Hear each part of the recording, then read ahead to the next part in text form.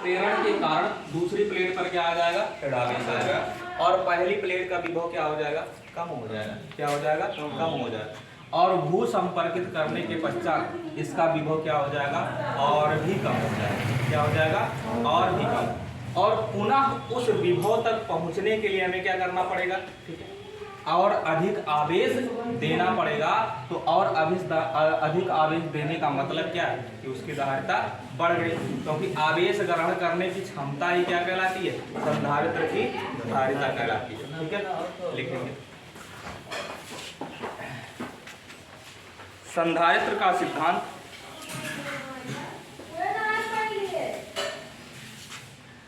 संधारित्र का सिद्धांत इस तथ्य पर आधारित है कि संधारित्र का सिद्धांत इस तथ्य पर आधारित है कि जब एक आवेशित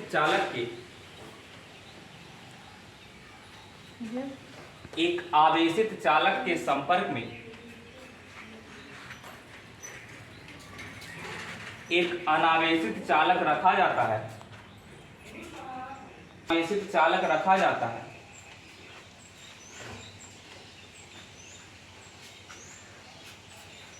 तो आवेशित चालक का विभव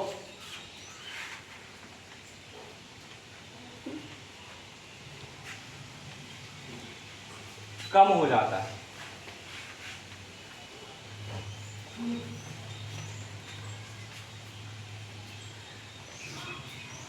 और प्रेरण के कारण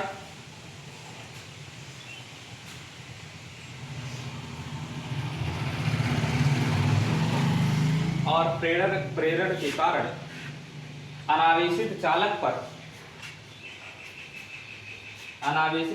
पर विपरीत प्रकार का आवेश आ जाता है।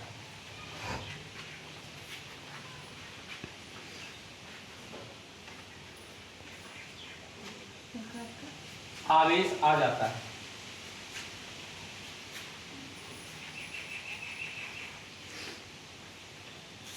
अनावेशित चालक को भू संपर्कित करने के पश्चात अनावेशित चालक को भू संपर्कित करने के पश्चात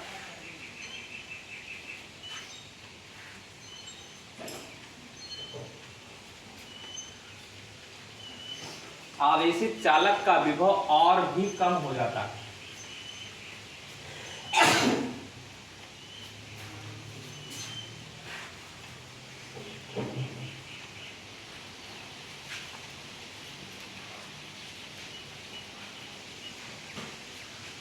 इस प्रकार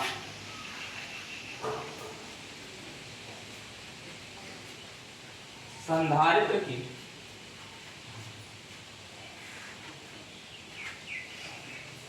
धारिता में पर्याप्त वृद्धि हो जाती है। इस प्रकार संधारित्र की धारिता में पर्याप्त वृद्धि हो जाती है।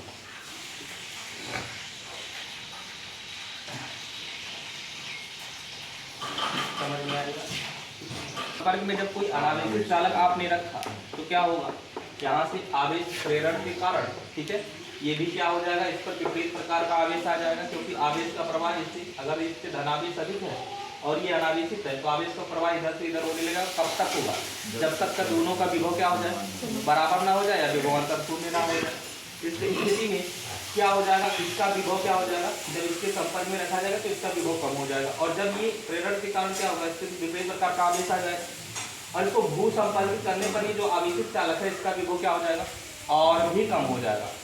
और आपको बताया था कि यदि विभव कम होगा तो आवेश ग्रहण करने की क्षमता क्या हो जाएगी, बढ़ जाएगी ना, यानी पुनः उस आवेश विभव तक लाने के लिए और अधिक आवेश देना पड़ेगा, तब उतने विभव तक फिर पहुंचेगा।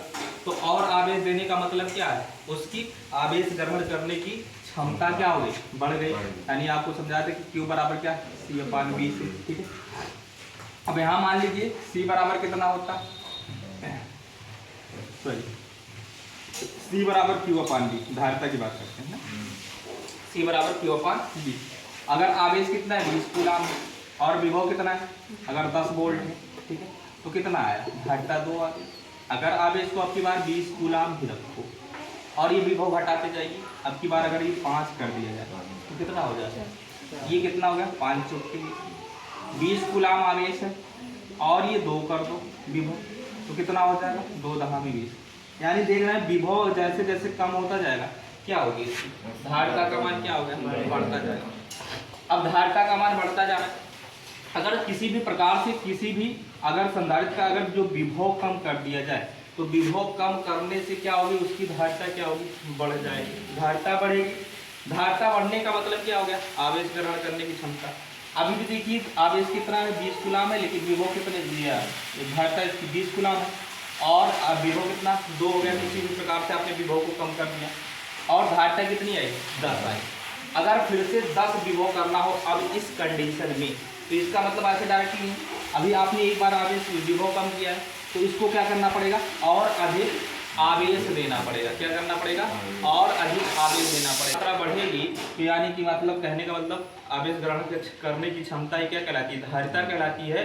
तो उसकी धारिता भी क्या हो जाएगी, बढ़ जाएगी, क्योंकि आपको पहले दिन बताए थे कि Q प्रोपोर्शनल तो क्या होता है भाई B, यानी आवेश जो होता है वो विभव के क्या होता है, समानुपाती है। जैसे जैसे आप किसी भी चालक को क्या देंगे, आवेश देंगे, और पुनः उसी विभव तक पहुंचने के लिए आपको और अधिक आवेश देना पड़ेगा।